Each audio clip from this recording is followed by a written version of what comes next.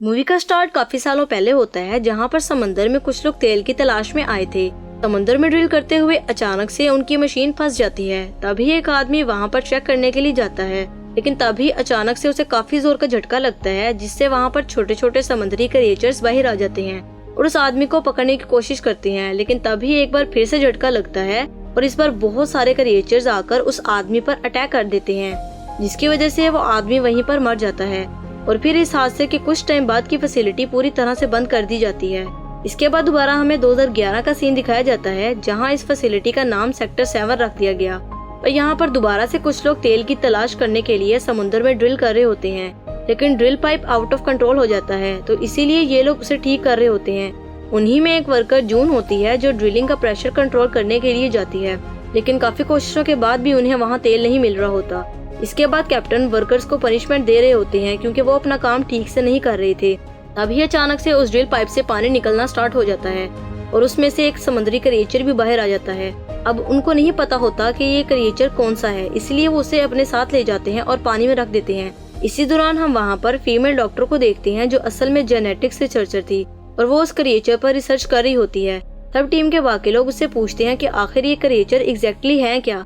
तब डॉक्टर बताती है कि ये केमोसिंथेटिक एनवायरनमेंट क्रिएचर्स हैं और इनकी लाइफ सनलाइट के बगैर भी पॉसिबल है, यानी सूरज की रोशनी में वो जिंदा नहीं रह सकते, या तो वो मर जाएंगे या फिर जल जाएंगे। फिर ये डॉक्टर उनको बात समझा रही होती है कि तभी इनकी टीम में से जीहू नाम का वर्कर उस क्रिएचर को पानी में से निकाल कर देख रहा होता है, लेकिन तभी वो छोटा सा क्रिएचर अचानक से उस वर्कर पर अटैक कर देता है, जिसकी वजह से उसके लिप्स काफी बड़े हो जाते हैं।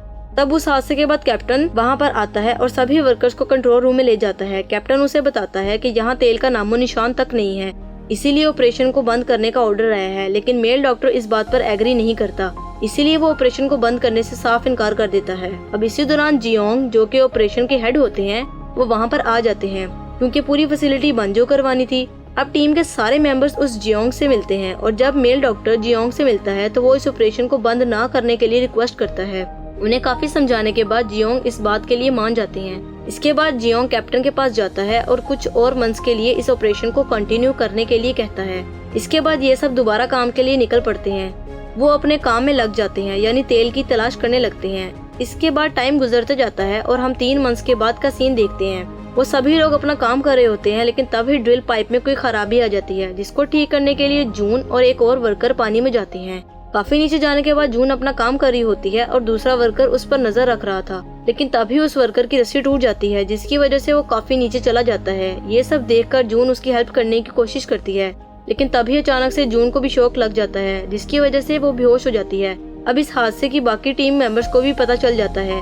इसके बाद वो रस्सी के सहारे जून को वापस ऊपर खींच लेते हैं। इस हादसे की वजह से सब लोग ही काफी परेशान हो जाते हैं।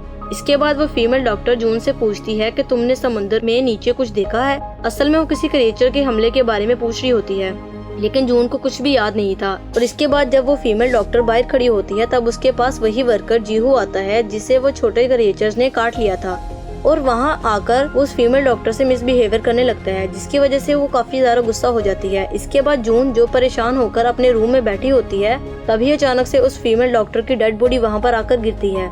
ये देखकर जून काफी डर जाती है, जिसकी वजह से वो स्टाफ के सब मेंबर्स को वहाँ पर बुला लेती है। अब वहाँ पर दूसरी मौत थी, जिसकी वजह से सब लोग काफी परेशान हो जाते हैं और वो सारे इल्जाम उसी वर्कर जीहू पर डाल देते हैं, क्योंकि कुछ टाइम पहले वो इस फीमेल डॉक्टर को परेशान कर रहा था। लेकिन सीनियर डॉक्टर कहते हैं कि शायद ये सुसाइड होगा, लेकिन जब वो ऑटोप्सी करने के लिए जाते हैं तो उन्हें कुछ अलग ही मिलता है, यानी किसी ने जबरदस्ती उस फीमेल डॉक्टर को गिरा दिया था। तब वो सीनियर डॉक्टर समझते हैं कि स्टाफ के किसी मेंबर ने उसके साथ जबरदस्ती की होगी, इसीलिए वो सबके डीएनए रिपोर्ट लेने लगते हैं। अब सब लोग जीहू पर शक ही कर रहे होते हैं, इसीलिए वो उसे बेसमेंट में बंद करने के लिए कहते हैं। डॉक्टर डीएनए रिपोर्ट से पता लगवा रहे थे कि शायद ये किसी स्टाफ मेंबर ने ही किया है, लेकिन काफी टाइम हो जाता है और डॉक्टर अपने लैब से बाहर नहीं आते। इसीलिए कैप्टन लैब में जाता है और उसे पता चलता है कि किसी ने डॉक्टर को भी मार दिया है।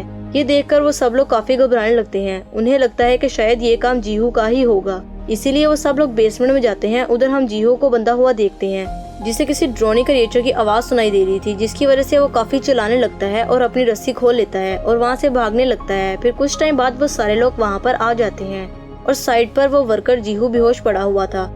तभी वो लोग उसे पकड़ लेते हैं और उसे मारने ही वाले होते हैं कि तभी वो क्रिएचर्स के बारे में बताता है जो उसने कुछ टाइम पहले ही देखा था। वो उन सबको वहाँ से भागने के लिए कहता है और खुद भी वहाँ से भाग जाता है। अब ये सारे लोग उसके पीछे भाग ही रहे होते हैं, लेकिन जून वही भयानक क्रिएचर वहाँ पर देखती है और उस क्रिएचर ने उसकी काफी टीम मेंबर्स को भी मार दिया था।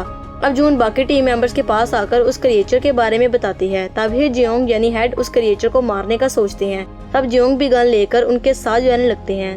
फिर थोड़ी देर बाद कॉरिडोर में उनके 2 वर्कर्स भी मिल जाते हैं और तभी देखते ही देखते उनके पीछे से वो क्रिएचर आ जाता है। तब ये देखकर दोनों वर्कर्स काफी घबरा जाते हैं। तब वो क्रिएचर उन दोनों पर भी अटैक करता है और एक एक कर उन्हें मारने ही वाला था कि जियोंग उस क्रिएचर पर गोली चला देते हैं, जिसकी वजह से वो दोनों वर्कर्स बच जाते हैं और वो क्रिएचर काफी चीखने लगता है। तभी जियोंग ये देखकर अपना लाइटर उस क्रिएचर की तरफ फेंक देते हैं, जिसकी वजह से वो क्रिएचर अचानक से जलने लगता है क्योंकि उसकी बॉडी में पेट्रोलियम बहुत ज्यादा था और यही वजह होती है कि वो जलता ही रहता है। जिसके बाद वो क्रिएचर उस गर्मी को बर्दाश्त कर लेता है, जिसकी वजह से उसकी बॉडी पर लगी आग बुझ जाती है। ऐसा करने के बाद वो उन लोगों के पीछे पड़ जाता है।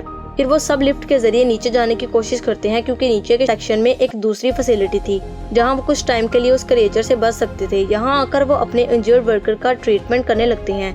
अब जियोंग ने अचानक से लाइटर फेंककर उस क्रिएचर को जलाना चाहा। इट्स मीन वो उस क्रिएचर के बारे में कुछ न कुछ जानते थे, इसीलिए सभी को उन पर शक होने लगता है और गुस्से में कैप्टन उनसे पूछने लगता है आखिर यहाँ क्या चल रहा है और वो क्रिएचर कौन है, क्योंकि रिपोर्ट के मुताबिक यहाँ पर कोई भी ऐसा क्रिएचर नहीं पाया गया था। तब जियोंग टैंक से एक छोटा क्रिएचर निकालता है और वो क्रिएचर पानी से बाहर आकर काफी टाइम तक जलने लगता है।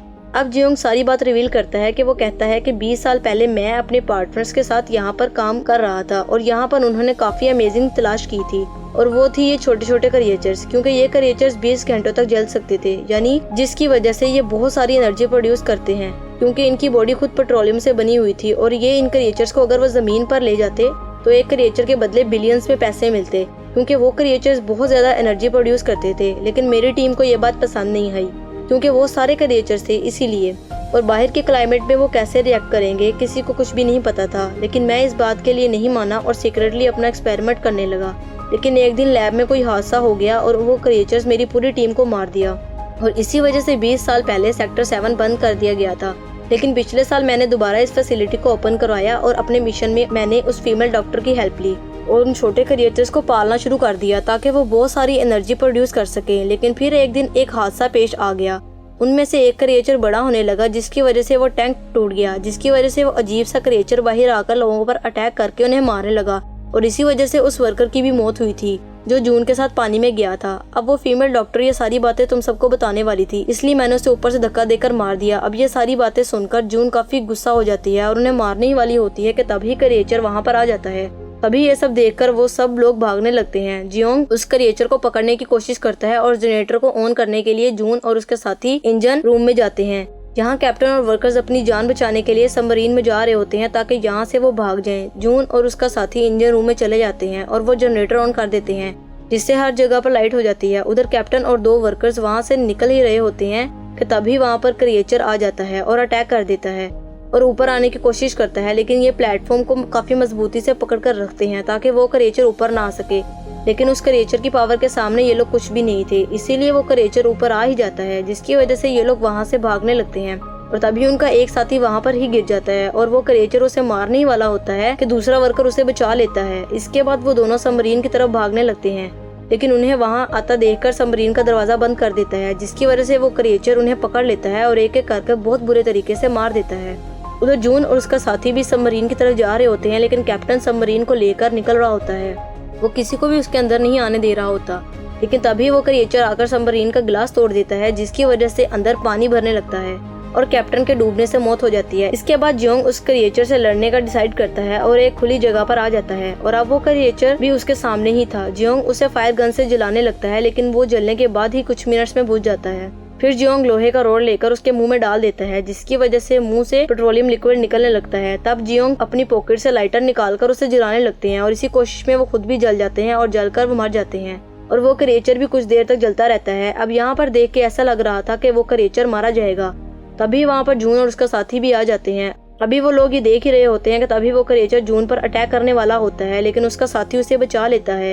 लेकिन फिर वो क्रिएचर जून के साथी को पकड़ लेता है और उसे लेकर पानी में कूद जाता है। लेकिन जून जब नीचे देखती है तो पता चलता है कि जून का साथी और वो क्रिएचर एक रस्सी के साथ लटके हुए हैं। अब जून एक वायर के जरिए अपने साथी को ऊपर लेने लगती है, और उसी के पीछे से वो क्रिएचर भी आने लगता है, लेकिन वो क्रिएचर अब जल चुका था। तभी जून का साथी उसे वहाँ से भागने के लिए कहता है, क्योंकि वो क्रिएचर कभी भी ऊपर आ सकता है। तब जून वहाँ से भागने लगती है तो तब वो क्रिएचर नीचे गिरने वाला होता है कि तब जून के साथी को भी पानी में खींच लेता है और उसे भी वो मार देता है। इसके बाद जून कंट्रोल रूम में होती है और कुछ देर बाद वो क्रिएचर भी वहाँ पर आ जाता है। इसके बाद जून बाहर आती है और जब वो क्रिएचर को देखती है तो ड्रिल मशीन के साइड पर चली जाती है। जैसे ही क्रिएचर उस पर अटैक करने आता है तो जून ड्रिल मशीन का यूज करके उस पर अटैक करने लगती है, लेकिन वो क्रिएचर दोबारा से उस पर अटैक करने लगता है और काफी मुश्किलों के बाद फाइनली वो क्रिएचर मर जाता है और देखते ही देखते ये पूरी फैसिलिटी डिस्ट्रॉय होने लगती है। लेकिन जून पानी में कूदकर अपनी जान बचा लेती है। इसके बाद रेस्क्यू टीम वहाँ पर आकर जून को रेस्क्यू कर लेती है और यहीं पर मूवी एंड हो जाती है।